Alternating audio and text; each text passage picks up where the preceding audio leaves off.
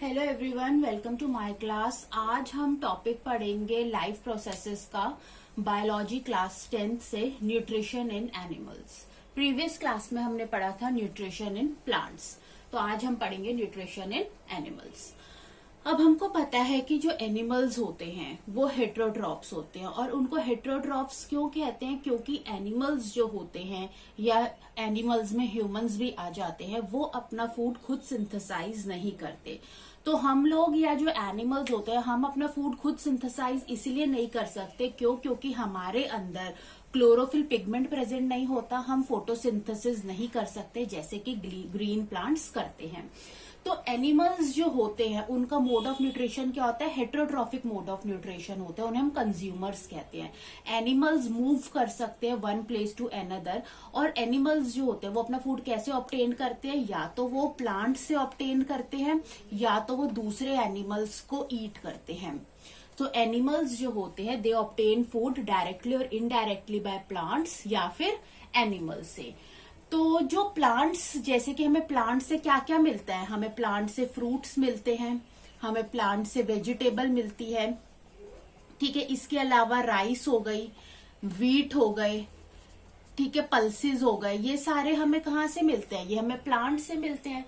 Similarly जो animals है जो हमें फूड मिलता है, जैसे मिल्क होता है, कर्ड होता है, एग होता है, ये सारी चीजें हमें कहाँ से मिलती है? एनिमल्स से मिलती है। और एनिमल्स, कई जो एनिमल्स ऐसे होते हैं जो दूसरे एनिमल्स को खाते हैं, यानी उनका फ्लैश भी एनिमल्स भी खाते हैं या ह्यूमंस भी खाते हैं, ठीक है। तो इस तरीके से जो heterotrophic mode of nutrition show करते हैं जो कि एनिमल्स होते हैं, या तो वो प्लांट्स से ऑब्टेन करते हैं अपना फूड डायरेक्टली और इनडायरेक्टली, या फिर दूसरे एनिमल्स को ईट करके वो अपना फूड ऑब्टेन करते हैं। तो according to different food habits, animals को 3 कैटेगरीज में क्लासिफाई किया गया है। तो according to different food habits के बेसिस पर, डिफरेंट फूड हैबिट्स के बेसिस पर हमने एनिमल्स को 3 कैटेगरीज में क्लासिफाई किया है। First is herbivorous, second is carnivorous and third is omnivorous, ठीक है। तो ये सारे के इनके फूड हैबिट्स हैं, एनिमल्स के फूड हैबिट्स हैं। एनिमल्स क्या करते हैं? अपने फूड को कैसे सिंथेसाइज करते हैं? डायरेक्टली और इनडायरेक्टली प्लांट से या फिर डिफरेंट एनिमल से। इनसे पढ़ने से पहले एक चीज आपको और बताना चाहूंगी कि सिर्फ ग्रीन प्लांट्स, जैसे कि हमने कहा कि वो अपना फूड खुद सिंथेसाइज करते हैं bye the process called photosynthesis, बहुत सारे ऐसे प्लांट्स हैं जो नॉन ग्रीन प्लांट्स हैं, वो क्या करते हैं? जो नॉन ग्रीन प्लांट्स है, क्योंकि उनके पास क्या होता है, उनके पास क्लोरोफिल नहीं होता, इसीलिए वो अपना फूड कैसे ऑब्टेन करते हैं? वो तो खुद फूड को सिंथेसाइज नहीं करते ना। इसीलिए जैसे कि बहुत सारे ऐसे प्लांट्स हैं, जैसे कि पिक्चर प्लांट है। ये क्या होता है? पिक्चर प्लांट क्या है? एक इंसेक्टिवोरस प्लांट है। ये इंसेक्ट्स को ईट कर कर अपना फूड क्या करता है? ऑब्टेन करता है, ठीक है। तो पिक्चर प्लांट हो गया, या फिर एक और एग्जांपल है Venus fly trap. Venus fly trap, ये दोनों क्या है? इंसेक्टिवोरस प्लांट है। इंसेक्टिवोरस प्लांट के एग्जाम्पल्स हैं जो क्या करते हैं? इंसेक्ट को ईट करते हैं, ठीक है। ये अपना फूड, ये है तो दोनों प्लांट्स की कैटेगरी, लेकिन ये अपना फूड खुद सिंथेसाइज नहीं करते। ये क्या करते हैं? इंसेक्ट को ईट करते हैं, ठीक है। तो pitcher plant and Venus fly trap are 2 insectivorous plants जो कि क्या करते हैं? इंसेक्ट को खाते हैं, इंसेक्ट को ईट करते हैं। ओके, तो on the basis of different food habits पहले आते हैं हर्बीवोरस एनिमल्स। हर्बीवोरस एनिमल्स वो एनिमल्स होते हैं जो खाली क्या ईट करते हैं? प्लांट्स।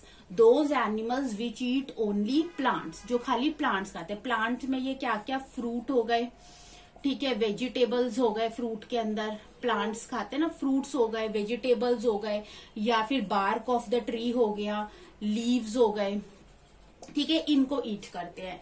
तो हर्बीवोरस एनिमल्स के एग्जाम्पल्स बहुत सारे हो सकते हैं। हर्बीवोरस एग्जाम्पल्स जैसे कि गोट है, काऊ है, हॉर्स है, डियर है, ये सारे क्या है? हर्बीवोरस एनिमल्स है। ये खाली प्लांट को ईट करते हैं। फ्रूट, वेजिटेबल, बार्क, लीफ हो गए, ठीक है। ग्रेन्स भी हम कह सकते हैं, ग्रेन्स हो गए, ठीक है। नेक्स्ट इसके अंदर आ जाता है, जो कैटेगरी आती है that is second is carnivorous animals. Carnivorous animals जो होते हैं जो दूसरे एनिमल्स को खाते हैं, इनको हम मीट ईटर्स भी कहते हैं। जो दूसरे एनिमल्स को खाते हैं या जो फ्लैश ईटिंग एनिमल्स होते हैं उनको हम क्या कहते हैं? कार्निवोरस एनिमल्स कहते हैं। कार्निवोरस एनिमल्स के एग्जाम्पल्स हैं, जैसे एग्जाम्पल लॉयन है, ठीक है, फ्रॉग है, वल्चर है, ठीक है, इसके अलावा लिजर्ड है, वुल्फ है। ये सारे क्या है, कार्निवोर्स एनिमल्स हैं। ये दूसरे एनिमल्स को खाते हैं, इसलिए इनको मीट ईटर्स या फ्लैश ईटर्स भी कहते हैं। जो थर्ड कैटेगरी आती है वो आती है ओमनिवोरस। ओमनिवोरस वो एनिमल्स होते हैं जो कि प्लांट्स भी खाते हैं और एनिमल्स भी खाते हैं। यानी इसके अंदर सबसे पहला एग्जाम्पल मैन। हम जो है हम ओमनिवोरस है, क्यों? क्योंकि हम लोग प्लांट्स से जो वेजिटेबल्स मिलती है, फ्रूट्स मिलती हैं, लीव्स, हम ये भी खाते हैं और हम एनिमल्स, हम फ्लैश भी खाते हैं। तो मैन हो गया। तो इसके अलावा एग्जाम्पल यहाँ पर आ जाता है स्पैरो है, आउल, क्रो, एंट। ये किसके एग्जाम्पल्स हैं? ये ओमनिवोरस के एग्जाम्पल्स हैं, ठीक है। सो ओमनिवोरस वो एनिमल्स होते हैं जो कि प्लांट्स भी खाते हैं और एनिमल्स भी खाते हैं, तो उनको हम ओमनिवोरस। मैन इसमें सबसे अच्छा एग्जाम्पल है, फिर स्पैरो, आउल, क्रो, एंट, इवन डॉग, ये भी क्या होता है? ओमनिवोरस होता है, ठीक है। अब एक चीज हमने देखी थी कि सपोज जैसे कि ये क्या है, प्लांट है, ठीक है, ये क्या है, प्लांट है। प्लांट ने अपना फूड कैसे सिंथेसाइज किया? प्लांट ने अपना फूड सिंथेसाइज किया सोलर एनर्जी की हेल्प से। सोलर एनर्जी की हेल्प से प्लांट ने क्या बनाया? ग्लूकोज बनाया, ठीक है। अब ये जो यानी ग्लूकोज है, ये जो फूड बना, इसके अंदर क्या थी? केमिकल एनर्जी थी। यानी प्लांट्स में ये जो फोटोसिंथेसिस होता है, इस प्रोसेस को हम क्या कहते हैं? फोटोसिंथेसिस। जब जो प्लांट्स ये जो सोलर एनर्जी को ट्रैप करते हैं with the help of pigment chlorophyll, वो किस में कन्वर्ट हो जाती है? केमिकल एनर्जी में, क्योंकि ग्लूकोज क्या है? केमिकल एनर्जी है। अब इन प्लांट्स को कौन एनिमल खाएगा? हर्बीवोरस खाएगा या फिर ओमनिवोरस खाएगा? क्योंकि ओमनिवोरस कौन से होते हैं? जो कि प्लांट ईटिंग भी होते हैं और एनिमल ईटिंग भी होते हैं। तो ये जो केमिकल एनर्जी कहां पर, किसके अंदर चली जाएगी? जब ये इसको इंजेस्ट करेंगे तो ओमनिवोरस के अंदर भी जाएगी और हर्बीवोरस के अंदर भी जा सकती है। उसके बाद हर्बीवोरस को कौन ईट करता है? हर्बीवोरस को कार्निवोरस ईट करते हैं। स्पेशली जो ओमनिवोरस होते हैं, स्पेशली जो मैन्स होते हैं, मैन जो होता है सबसे हायर कैटेगरी में, फूड चेन में सबसे हायर कैटेगरी में डाला गया है, जिनको कार्निवोर्स इतनी इजीली ईट नहीं कर सकते, ठीक है। तो बेसिकली हो क्या रहा है कि जो सोलर एनर्जी फोटोसिंथेसिस में केमिकल एनर्जी में कन्वर्ट हो रही है, यही केमिकल एनर्जी कहां पर जा रही है? हर्बीवोर्स में जा रही है या ओमनिवोर्स में जा रही है, और उधर से कहां जा रही है? कार्निवोर्स में जा रही है। यानी यही एनर्जी को क्या कर रहे हैं? हर्बीवोरस एनिमल्स से कार्निवोरस एनिमल्स इंजेस्ट कर रहे हैं और उसी एनर्जी को एब्जॉर्ब कर रहे हैं, यूटिलाइज कर रहे हैं ड्यूरिंग रेस्पिरेशन, ठीक है। नेक्स्ट अब हम देखेंगे स्टेप्स इन एनिमल न्यूट्रिशन। अब क्या डिफरेंट स्टेप्स होते हैं एनिमल न्यूट्रिशन में? हमें पता है कि एनिमल में न्यूट्रिशन कैसा होता है? होलोजोइक मोड ऑफ न्यूट्रिशन होता है। फूड को पहले हम क्या करते हैं? इंजेस्ट करते हैं, उसको फिर डाइजेस्ट करते हैं और लास्ट में हम क्या करते हैं? इजेस्ट करते हैं। तो हम डिफरेंट स्टेप्स में पहला स्टेप देखेंगे इंजेशन। इंजेशन का क्या मतलब होता है? Process of taking food into the body. आपने जो खाना खाया, ठीक है, आपने जो खाना खाया उसको हम क्या कहते हैं? जो हमारा खाना हमारी बॉडी के अंदर गया, उस प्रोसेस उसको हम क्या कहते हैं? इंजेशन कहते हैं, ठीक है। So the process of taking, simple जो हम खाना खाते हैं उस प्रोसेस को हम क्या कहते हैं? इंजेशन कहते हैं। सेकंड स्टेप आता है डाइजेशन। अब देखो, जो भी हम खाना खाते हैं वो सॉलिड फॉर्म में होता है और वो इनसॉल्युबल होता है। इसको बॉडी इसी फॉर्म में, इसी सॉलिड इनसॉल्युबल फॉर्म में एब्जॉर्ब नहीं कर सकती। तो इससे पहले क्या स्टेप आता है? डाइजेशन। डाइजेशन का मतलब होता है ये जो लार्ज फूड के मॉलिक्यूल्स हैं, जो कि कैसे होते हैं? फूड मॉलिक्यूल्स इनसॉल्युबल होते हैं, इनको क्या करते हैं? सिंपल मॉलिक्यूल्स में तोड़ा जाता है। लार्ज इनसॉल्युबल मॉलिक्यूल्स को तोड़ा जाता है स्मॉल वाटर सॉल्युबल मॉलिक्यूल्स में, ठीक है। और इस प्रोसेस के लिए दो चीजें काम करती है। ये फिजिकल भी होता है, ये जो प्रोसेस होता है फिजिकल प्रोसेस भी होता है और केमिकल प्रोसेस भी होता है। तो फिजिकल प्रोसेस के अंदर हम क्या करते हैं? च्यूइंग करते हैं, ठीक है, ग्राइंडिंग करते हैं। जैसे ही हम खाना अपने मुंह में डालते हैं तो हम दांतों से चबाते हैं, ग्राइंड करते हैं, उसको हम क्या कहते हैं? तो यहीं से हमारा ये जो प्रोसेस है डाइजेशन का स्टार्ट हो जाता है, इसको हम कहते हैं फिजिकल प्रोसेस। और इसी के अंदर एक आता है केमिकल प्रोसेस। केमिकल प्रोसेस के अंदर क्या होता है कि जब हम ये छोटे छोटे जो फूड के पार्टिकल्स फिर जब हमारे पेट में जाते हैं तो वहां पर बहुत सारे डाइजेस्टिव जूसेस होते हैं, एंजाइम्स होते हैं, जो क्या करते हैं इस लार्ज इनसॉल्यूबल मॉलिक्यूल्स को छोटे छोटे टुकड़ों में तोड़ देते हैं, जो कि क्या होते हैं वाटर सॉल्यूबल होते हैं। यानी अब ये रेडी हो जाते हैं हमारी बॉडी में एब्जॉर्ब करने के लिए। तो अगर हम डाइजेशन ना करें, सीधा हम अगर हमारे बॉडी के अंदर ये प्रोसेस ना हो, तो जो भी हम खाना खाएंगे वो हमारी बॉडी यूटिलाइज ही नहीं कर पाएगी, वो एब्जॉर्ब ही नहीं कर पाएगी। तो खाली जो स्मॉल वाटर सॉल्यूबल फॉर्म में ही हमारी बॉडी उस फूड को क्या कर सकती है, यूटिलाइज कर सकती है। इसीलिए हम डाइजेशन जरूरी होती है, जिसमें हम लार्ज इनसॉल्यूबल मॉलिक्यूल्स को छोटे छोटे वाटर सॉल्यूबल मॉलिक्यूल्स में तोड़ देते हैं। और इसके अंदर फिजिकल प्रोसेस भी आता है, जिसके अंदर हम च्यूइंग करते हैं, ग्राइंडिंग करते हैं। और इसके अंदर केमिकल प्रोसेस भी आता है, जिसके अंदर बहुत सारे डाइजेस्टिव एंजाइम्स जो हम जूसेस के अंदर प्रेजेंट होते हैं वो वर्क करते हैं। अब हमारा फूड जो हो गया डाइजेशन के बाद छोटे टुकड़ों में टूट चुका है, वाटर सॉल्यूबल मॉलिक्यूल है। थर्ड स्टेप आ जाता है इसके अंदर एब्जॉर्प्शन। एब्जॉर्प्शन में क्या होता है कि जो भी फूड, अब जो वाटर सॉल्यूबल मॉलिक्यूल्स हैं जो कि सॉल्यूबल है हमारी बॉडी में, अब इसे यूटिलाइज किया जा सकता है, तो ये फूड क्या होता है इंटेस्टाइनल वॉल से निकलकर कहाँ चला जाता है, ब्लड में चला जाता है। और इस प्रोसेस को क्या कहते हैं, एब्जॉर्प्शन। इंटेस्टाइनल वॉल से निकलकर जो वाटर सॉल्यूबल पार्टिकल्स हैं खाने के, जब वो ब्लड में चले जाते हैं, इस प्रोसेस को हम क्या कहते हैं, एब्जॉर्प्शन कहते हैं। क्योंकि ब्लड के थ्रू ही खाना हमारे different parts of the body में जाता है। ठीक है, तो फोर्थ स्टेप आता है एसिमिलेशन। अब हमारा खाना ब्लड के अंदर जा चुका है जो कि वाटर सॉल्यूबल था, तो अब ब्लड क्या करेगी, फूड को different parts of the body में लेकर जाएगी। Different parts of the body में हमारे बॉडी के जो हर एक सेल होगा उसको ये फूड मिलेगा, जिसकी हेल्प से सेल क्या करेगा, ग्रोथ करेगा, रिपेयर करेगा और हमारे बॉडी के सारे फंक्शंस परफॉर्म होंगे। तो इस प्रोसेस को हम क्या कहते हैं, एसिमिलेशन। कि जब ब्लड जो होता है वो फूड को कैरी करता है, डिफरेंट पार्ट्स तक लेकर जाता है, सेल उस फूड को एब्जॉर्ब करता है और यूटिलाइज करता है ग्रोथ के लिए, रिपेयर के लिए। फिफ्थ स्टेप क्या आ जाता है, इजेशन। कि अब जो अनडाइजेस्टेड फूड रह गया है, जिसको जो एब्जॉर्ब नहीं हुआ, उस फूड को हम क्या करते हैं, अपनी बॉडी से एलिमिनेट कर देते हैं फेसेस की फॉर्म में, तो हम क्या कहते हैं, इजेशन। तो ये 5 इंपॉर्टेंट स्टेप्स होते हैं जो कि एनिमल न्यूट्रिशन में आते हैं। एक बार फिर से देख लेते हैं। पहला स्टेप आता है इंजेशन। खाने को अंदर लेना, खाने को कंज्यूम करना, उसको हम कहते हैं इंजेशन।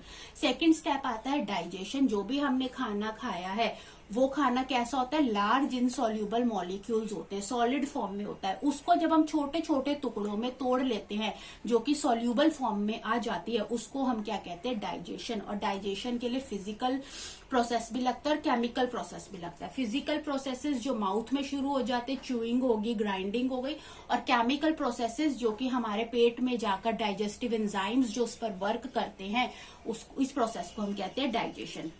डाइजेशन होने के बाद आती है एब्जॉर्प्शन। की जब जो वाटर सॉल्यूबल मॉलिक्यूल, जब हमारा खाना जो छोटे टुकड़ों में टूटा हुआ है वो इंटेस्टाइनल वॉल से निकलकर जब ब्लड के अंदर चला जाता है, तो इस प्रोसेस को हम कहते हैं एब्जॉर्प्शन। उसके बाद आता है फोर्थ स्टेप एसिमिलेशन। कि अब जो ब्लड में जो खाना है वो डिफरेंट पार्ट्स, हमारी बॉडी के डिफरेंट पार्ट्स में ट्रेवल करेगा, ट्रांसपोर्ट होगा, और डिफरेंट सेल्स जो हमारे बॉडी के जितने भी सेल्स हैं उनको मिलेगा, ताकि ग्रोथ हो सके, रिपेयर हो सके, वो अपने फंक्शंस परफॉर्म करेगा। और जो भी अनडाइजेस्टेड फूड है जो रह जाता है उसको हमारी बॉडी एलिमिनेट कर देती है in the form of faces. इस प्रोसेस को हम कहते हैं इजेशन। इजेशन मतलब एक्सपेल आउट करना, एलिमिनेट करना। तो ये 5 स्टेप्स थे एनिमल न्यूट्रिशन में। ओके, अब हम देखते हैं न्यूट्रिशन इन एम्बीबा। यानी अब इसके अंदर अब हम देखेंगे, अभी हमने बेसिक स्टेप्स पढ़े न्यूट्रिशन के कि एनिमल्स में न्यूट्रिशन कैसा होता है, उसके डिफरेंट स्टेप्स पढ़े। अब हम देखेंगे कि जो सिंपलर ऑर्गेनिजम्स हैं, सिंपलर ऑर्गेनिजम्स में हम अमीबा से स्टार्ट करेंगे। हम अमीबा के अंदर कैसे न्यूट्रिशन के क्या क्या स्टेप्स होते हैं वो देखेंगे, एंड नेक्स्ट क्लास में हम ह्यूमंस के अंदर कैसे न्यूट्रिशन के स्टेप्स होते हैं उनको स्टडी करेंगे। तो आज हम देखते हैं nutrition in simpler organism. Example हम देखेंगे अमीबा का। अमीबा जो होता है इसके अंदर जो न्यूट्रिशन होता है इसका होलोजोइक मोड ऑफ न्यूट्रिशन होता है।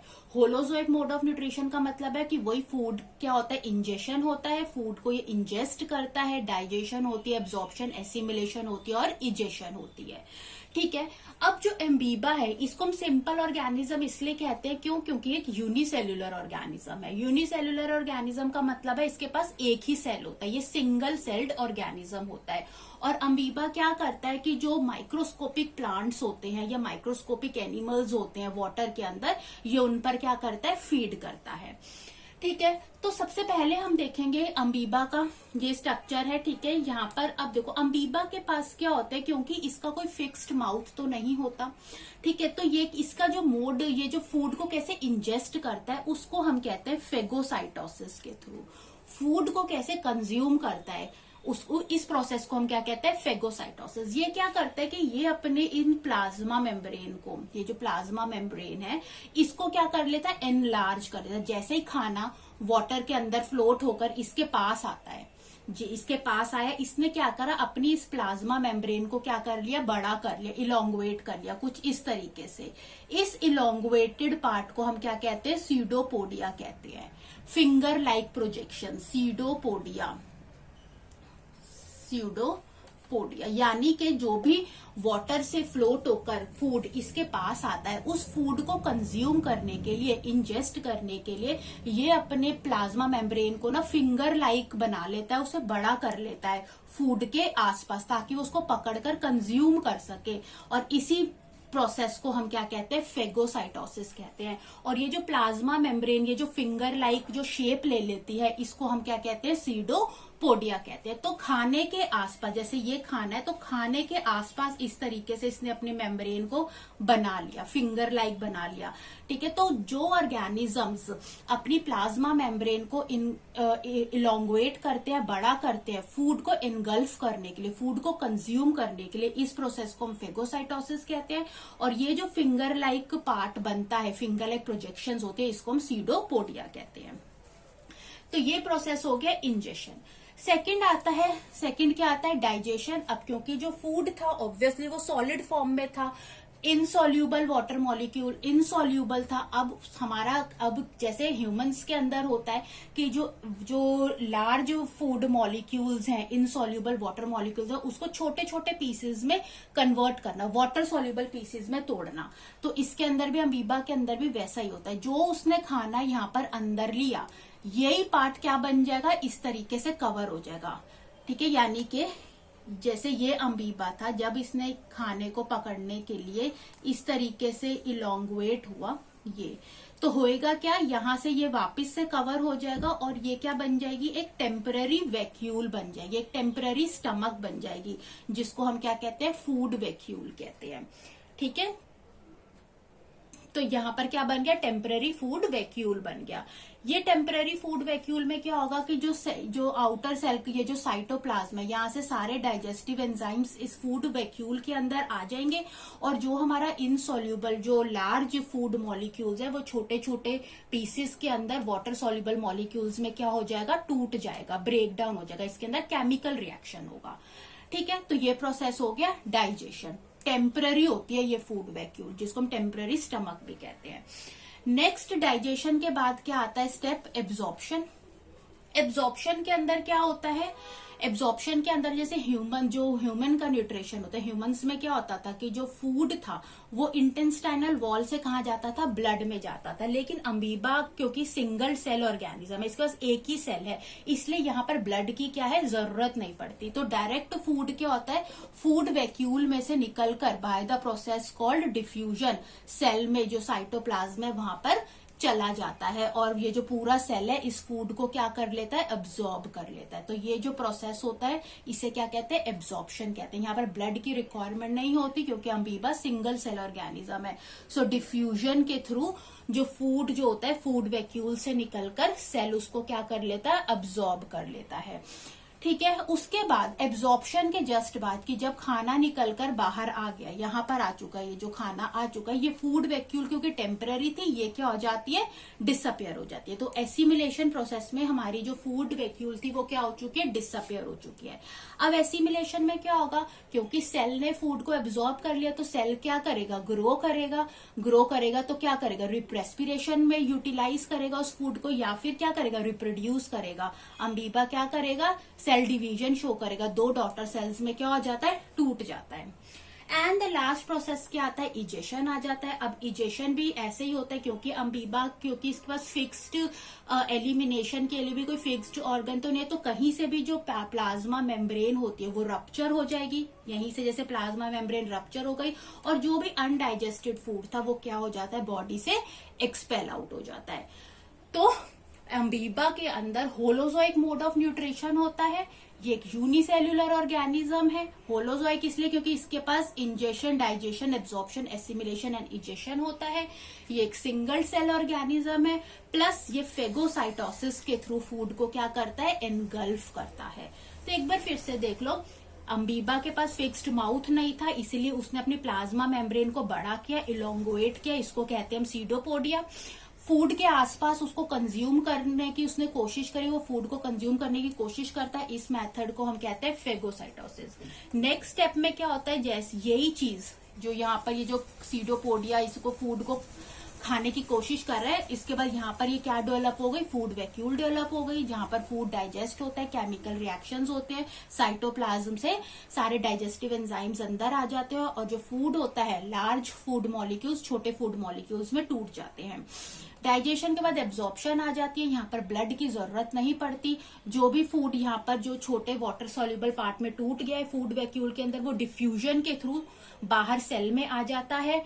किस प्रोसेस से, डिफ्यूजन के थ्रू आ जाता है, यहाँ पर ब्लड की जरूरत नहीं पड़ती। इस प्रोसेस को एब्जॉर्प्शन कहते हैं, और एब्जॉर्प्शन के बाद फूड वैक्यूल क्या हो जाती है, डिसअपियर हो जाती है।